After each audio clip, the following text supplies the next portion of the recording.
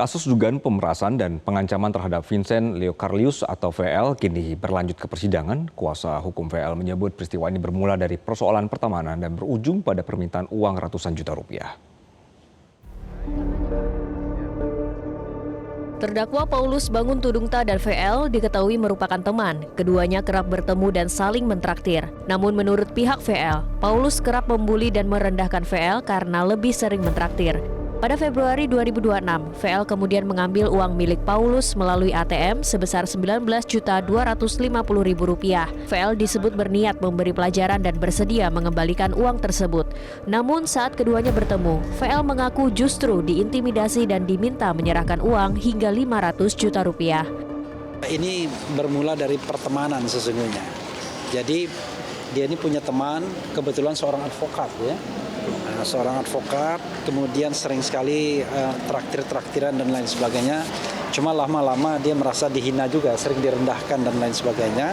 Lalu kemudian suatu hari ATM temannya itu diambil uangnya ya untuk ngasih pelajaran main-main lah. 19 juta rupiah ya. 19.250. Ya. Dalam pertemuan tersebut, pihak VL menyebut terjadi negosiasi hingga nilai yang diminta turun menjadi Rp30 juta. VL kemudian mentransfer uang tersebut dalam 2 kali transfer. Namun VL disebut tetap mengalami intimidasi dan kemudian diturunkan di kawasan Sentul. Paulus kemudian membuat laporan polisi terkait dugaan pencurian uang Rp19.250.000. Pihak VL menyebut laporan tersebut kemudian dijadikan dasar untuk kembali meminta uang. Dari hasil negosiasi, disepakati nilai Rp350 juta dan VL telah mentransfer Rp50 juta sebagai uang muka. Namun permintaan uang tersebut terus berlanjut hingga akhirnya VL melaporkan Paulus ke polisi. Kita kan selalu bicara tentang kebenaran dan keadilan.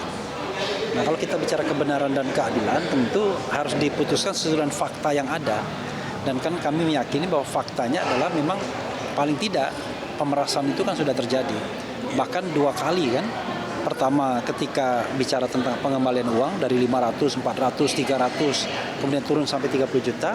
Yang kedua ketika membuat LP, jadi by intention ada mens reanya bahwa LP itu digunakan untuk melakukan pemerasan lagi. Nah, dari situ kan kita akan lihat nanti unsur-unsur pemberatnya apa, unsur-unsur peringannya apa.